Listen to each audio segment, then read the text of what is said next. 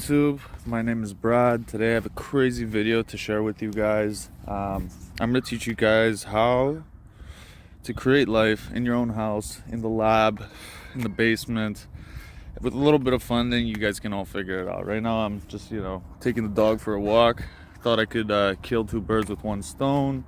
On top of that, I like to get ideas out while I'm walking around. But let's get right into this. So, how do you create life? In order for us to create life, we first got to know what life is. Okay, so here I got a little screenshot from astrobiology.nasa.gov. So this is the government NASA official website, and by their definition, life is a self-sustaining chemical system capable of Darwinian evolution. And so what does this mean? Okay, so what is Darwinian evolution?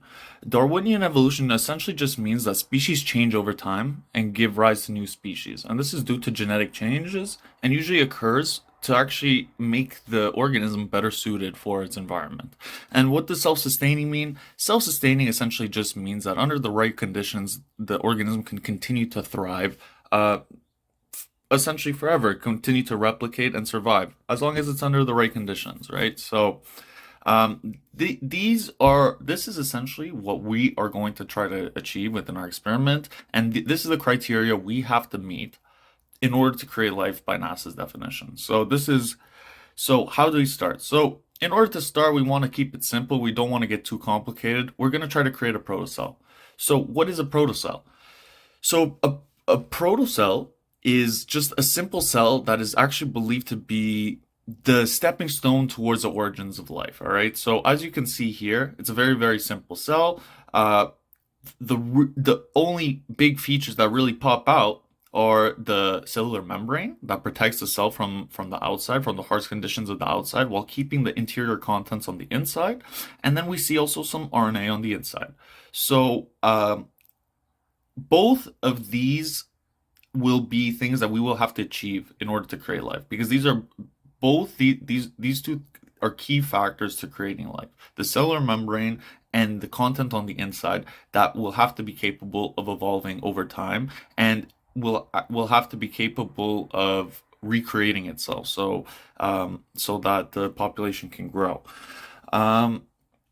So why do we start with RNA, not DNA? So RNA is going to be our molecule of interest, not only for two reasons. First of all, it can pass on information just like DNA, and on top of that, it can actually have catalytic functions. So there's species of RNA that are known as ribosomes that are actually able to catalyze their own synthesis. So the reason we're going to be using RNA and not DNA for creating our life form is due to the fact that RNA can essentially act more as a Swiss Army knife, can encode information while also having a function.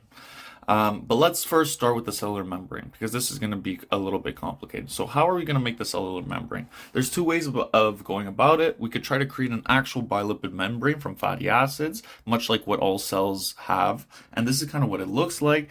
Essentially just acts as a soap and keeps things on the inside. The problem with this method is that it can be a little bit complicated, because in the system that we are going to be trying to create, we actually have to get new media, new substrates into the cell, so that the cell can recreate itself.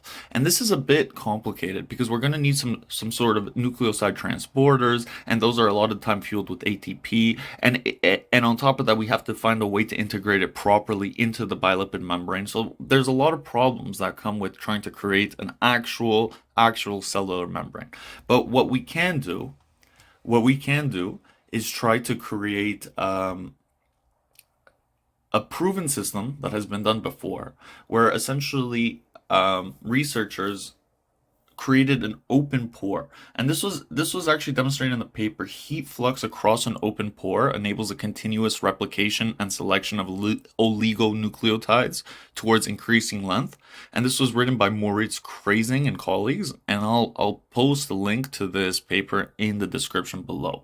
But essentially what is going on here is that they essentially created an open pore. You could think about it as a thin capillary that is heated on one side. So on this side that says warm, there's some heated, and it's cooled on one side. And essentially this hot side and this cold side creates a thermal gradient that has been shown to actually push RNA molecules towards the cold side.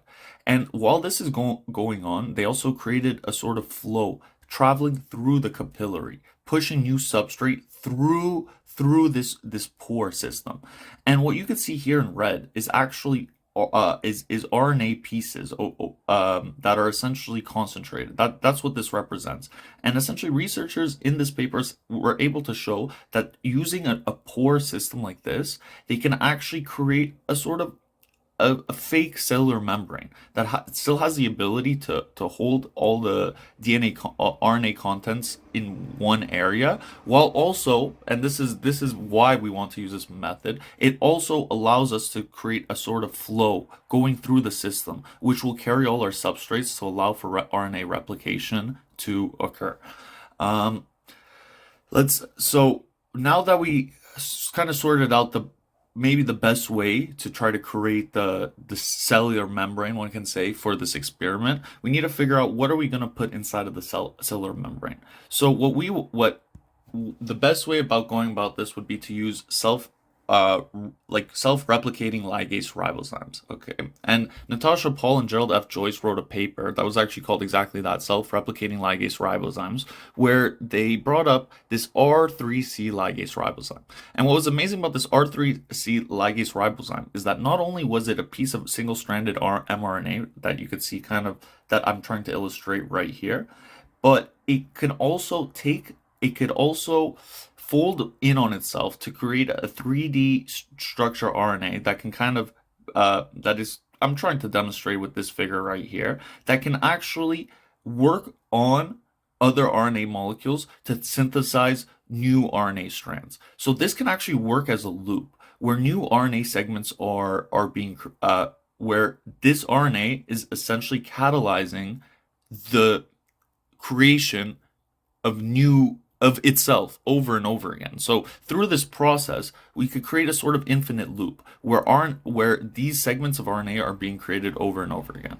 And the cool thing about this is that this ligase ribozyme will actually make mistakes during replication. And yes, 99.9% of the mistakes are going to be bad mistakes, and they're going to have a bad error that will cause the overall efficiency of the ligase ribozyme to go down. But every once in a while, there might be a mutation that actually improves the overall efficiency of the ligase ribozyme. And this will actually give the opportunity for evolution to occur.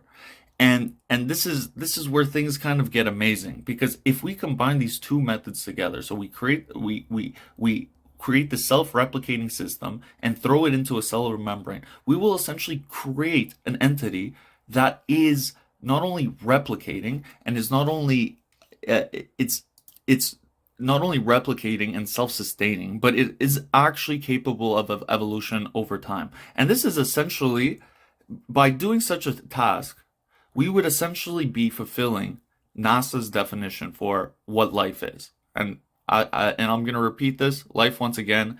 Life is just a self-sustaining chemical system capable of Darwinian evolution. And some people may ask questions and be like, oh, the conditions are too controlled for this to be considered life. But one has to remember that even for us humans on Earth, conditions are extremely controlled. If the sun were to at any point burn out, we would die immediately. If the ozone layer were to get disrupted, we would die very, very quickly. One has to understand that, yeah, sure, we are replicating some very, very controlled conditions in lab. The life we're living today is also extremely, extremely controlled. So I don't think that's a good enough argument to argue why this isn't life. And others may say that the organism itself is not complex enough. And as it's just an enzyme that's capable of replicating RNA over and over and over again. And to that I would say is, us humans, what are humans? Humans are just a series of extremely complex catalytic reactions, right? So and it's kind of incredible because the series of catalytic reactions is so complex that we're actually aware of it going on. So it's quite incredible. But you have to realize, obviously, there's a huge a couple stepping stones we would have to make to create life as complicated as we see in the world as of right now. But this is a step closer, and in many ways, we are truly fulfilling NASA's definition for what life is. All right, so guys, leave a comment. Let me know what you think. Like, subscribe. Yeah, have a great day.